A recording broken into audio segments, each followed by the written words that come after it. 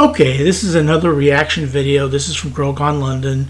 British road signs are better than American ones. Here's why. Well, again, I don't know about that. I mean, I did get to see my fair share of English road signs when I was on the tour of Windsor Castle, Stonehenge, and Bath when I was there. And there was also another thing that the English did that I really liked.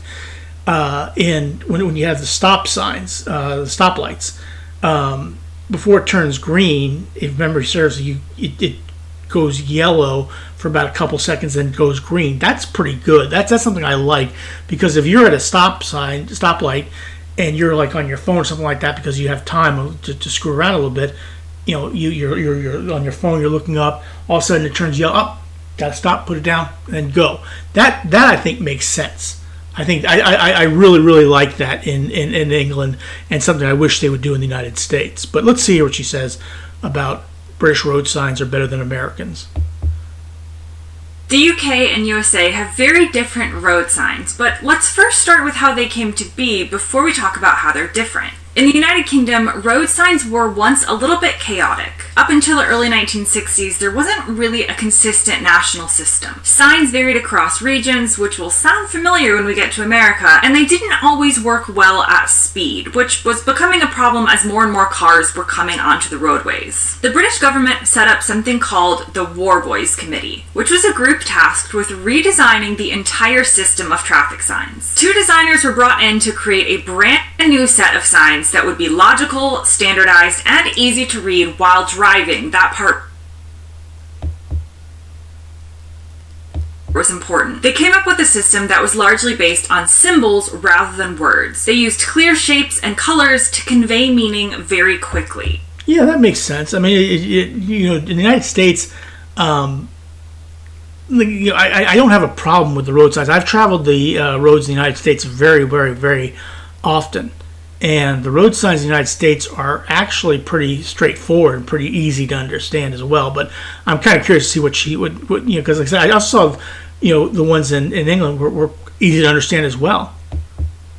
And signs were organized by categories, so you have warnings, instructions, or things you're not supposed to do. Pair this with a custom typeface designed specifically for legibility on the roads, known as transport, and this system has largely remained intact to this day. Now, jumping over to the US, as the American highway system grew rapidly in the mid-20th century, especially with the birth of what they called the interstate highway system in the 1950s, there was a need to bring some national consistency to road signage. So they developed something called the Manual on Uniform Traffic Control Devices, often referred to in those circles as MUTCD. First published in 1935 and updated regularly, it laid out the standard shapes, colors, and wording for road signs across the country. Yeah, not too much different from what the British did. And a lot of what you have in the United States is again, it's pretty standard, pretty straightforward.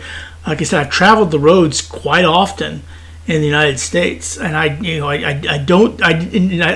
my brief time in England, and also in Germany as well. I was briefly in Germany as well in 2006. The road signs were pretty clear and understandable. I don't know why she said one is better than the other, but again, like I said, I'm new to this video as well. Let's see what she says. However, unlike the UK's centrally imposed system for across the country, the American approach left significant room for state-level interpretation. This is why if you drive from one state to another in the US, you might notice differences, not always huge, but very noticeable in things like fonts, signage placement, or even how information is prioritized. Now let's talk about how the two countries categorize their road signs and what different shapes and colors are used to convey meaning. Like I said, in the UK, the system is incredibly visual and symbol driven. It uses simple shapes to convey meaning. So for example, red bordered triangles are warnings, things like animals may be crossing or sharp bend ahead. Circular signs are usually used to give instructions. A red circle might mean something is prohibited, like no motor vehicles, but a blue circle would mean an action, sort of like turn left only. And then there's rectangular signs, and these provide information. Color helps you distinguish what kind of of information. So it's green for main roads, brown for those iconic tourist sites, blue for motorways, and white for local routes. Okay, and again, it's not too dissimilar from the United States, where you have yellow for caution, you have red for stop, and you have green. You have white for one-way traffic and things like that. It's really not it's not too dissimilar. In the US, the visual language is a little bit different because we lean heavily on text rather than symbols in the US. So, for example, we do use octagons, but this is a stop sign with the word stop clearly written. For us, yellow diamonds are warning signs, so children at play or curve ahead. White rectangles are used for regulatory signs like speed limits or lane restrictions, and our green signs typically show directions and distances. But again, a lot is written out in full text in the US. Because in the UK, the philosophy is that a well-designed sign can be recognized instantly, even by drivers who... And that's the same way in the United States. I mean, we're not talking about literature that you have to read 10 different sentences about what you need to do in the United States. You see a yield. Okay, I know what yield means. Stop. I know what stop means. Deer crossing. It's not like you have to read a whole paragraph to understand what the sign is trying to tell you in the United States. And it was the same way in England too. Like I said, it was very easy to understand in England as well. Don't speak English. So for example, instead of saying no entry, a British sign shows a simple red circle with a horizontal white bar. Instead of saying children crossing, the sign shows a pair of stick figure kids. The logic here is speed and universal understanding. Symbols don't need to be translated into a different language, and they require less time to interpret when you're moving at a high speed. In the United States, the approach is the opposite. Most signs are written out as full text. So a typical sign will say something like speed limit 55, do not enter, or right lane must turn right. The signs often use multiple words to explain the rule or condition very clearly. Okay, and again, okay. I mean, I realize maybe if somebody's in Spanish may not understand it like that, but the text, but it's still pretty clear. I mean, these are American sites she has on here. Stop, do not enter, one way, under construction. I mean, these are, they're pretty straightforward and pretty easy to understand.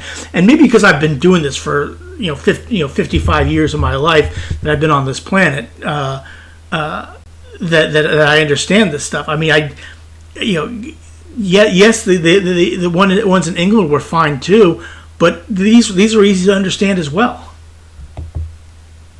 There are a few symbols, of course, like the curvy arrow for a winding road or deer icons for animal crossings, but for the most part, text is king when it comes to US road signs. And this reflects something deeper culturally. The UK road system trusts drivers to interpret, while the US system tends to spell things out, leaving little to guesswork. And in the UK, the signs are often minimal, blending a bit more into the environment. Not so much that it's dangerous, but they sort of just fit in. There's a certain restraint to them. A UK sign might say give way, and it's up to a driver to assess whether it's safe to proceed. In the US, the tone is a lot more commanding. The signs are bigger, bolder, and more direct. So instead of give way, you're gonna get stop, often with additional signs underneath saying all way or four way to clarify who has to stop. And now let's talk about some differences between...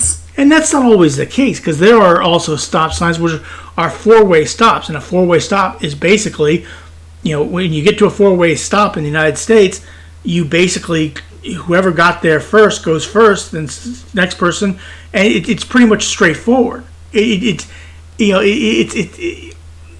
I don't understand why she's saying that signs in the UK are better. I mean, they were perfectly understandable as I understood the signs when I was driving to Bath, and the driver was following them. Just like when I drove down to Nashville, which was Ohio, Kentucky, and Tennessee. Yeah, they had different signs but it wasn't like I was reading literature, it wasn't like it was difficult to understand. It wasn't like I was driving 65 miles an hour and go, oh, what does that say? I didn't understand it. What am I going to do? It was all, it's all straightforward. So again, I maybe they are better in England. I don't know. I'll pay more attention when I'm over there next month perhaps. But again, like I said, I'm probably gonna get reamed for this, but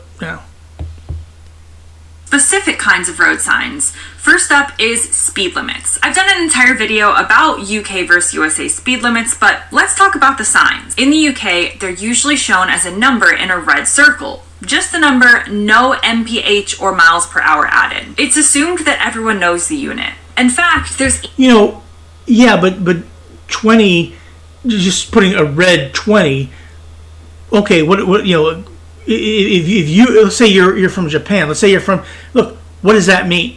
Okay, speed limit basically says 20. Okay, there's nothing wrong with putting that speed limit there. So, but again, that's one of the things that when I did I saw numbers, and it took me a while before I figured out what that actually meant. Okay, because it doesn't say speed limit. Now, maybe in England you'd know that, but if you're from the United States, the first time that I went there, I didn't understand what that meant. But it took when I was in the cab and I saw those signs there, and I saw the cab go specific speed limit. Oh, that must mean what that's about. But again, in the United States, speed limit, I don't see what's wrong with putting speed limit on there. But again, like I said, I could be wrong. Even a special sign for national speed limit applies, which is a white circle with a single diagonal black stripe and nothing written on it. In the US, speed limit signs always say speed limit in large capital letters, followed by the number. This avoids any ambiguity whatsoever. Next up are roundabout signs. The UK Now, the roundabouts were not a big thing in the United States. They've now become a big thing, especially where I'm in Columbus, Ohio. Roundabouts are... My girlfriend hates roundabouts. My brother's wife hates roundabouts. Okay, I understand where in fact, when I was in Phoenix, Arizona, there was a roundabout, and then another roundabout. It was two roundabouts in a row. I don't have a problem with them, but she's going to say in the United States they have like symbols. Not necessarily, not always. There are a lot of roundabouts here which have no symbols on them. Just go there, just do it. Loves them. They're absolutely everywhere, and the signage is very clear, usually using circular arrows and exit names. In the US, roundabouts are still relatively rare, and signs often have to explain. Again, not so much anymore. Roundabouts are actually pretty common now, especially in Columbus, Ohio, and also in Arizona, and also places like I saw them in Portland, Oregon. They're becoming a bigger thing in the United States. I know she's been in Great Britain in England for 13 years now, but yeah, roundabouts are actually becoming a thing now in the United States. What they are with phrases like traffic circle ahead or yield to traffic in circle. Many American drivers... Yeah, I don't see any of those signs at all. She may yeah, I don't know where she's getting that from. Maybe they do it down in Florida where she's from or something like that. But I have never seen any signs like that at all. Are still getting used to them and need the signage to help explain. Another example is pedestrian signs. In the UK, pedestrian crossings like zebra crossings are simply marked with black and white stripes on the road, and sometimes there's a flashing amber light depending on the type of crossing. Here, people know that pedestrians have priority, but in the US, crossings often require signs to tell drivers to... Not always. Not always. There's a lot of places that don't have those signs. I do see signs like that. There's a Walmart down the road from me which has a sign like that, but not like that. But most people understand that the pedestrians have the right of way. Yield to pedestrians to make sure they do. And then you have the quirky signs. So in rural Britain, you might see Ford, which is a shallow river crossing, not a car dealership, or something like soft verge or humped zebra crossing. In the US, depending on where you are, you might see frost heaves in New England, warning you of bumpy winter roads, or open range in the West, meaning cattle might be wandering across the highway. Let me know which style you prefer. Do you find any traffic signs confusing in your own country? I've always been confused by this one in the UK because to me it just looks like a transformer. As always, thanks very much for watching, and I'll see you next time. Yeah, this was a rather interesting video, but not again, like the only strange sign that I've ever seen driving the United States was in Wyoming, where it basically said it had, if lights are flashing, turn back. Well, you're on a highway, and I guess it's because of the snow drifts that come in that make it almost impossible to pass. So if you're driving on the road for whatever reason, and it's in a snowstorm, and the snow is packed up, and you're on a highway, because you go 1, 2 lane, 3 lane highway going one. I mean, how do you turn around? You turn around and go back on the. It really didn't make a lot of sense to me. But again, that is what it is.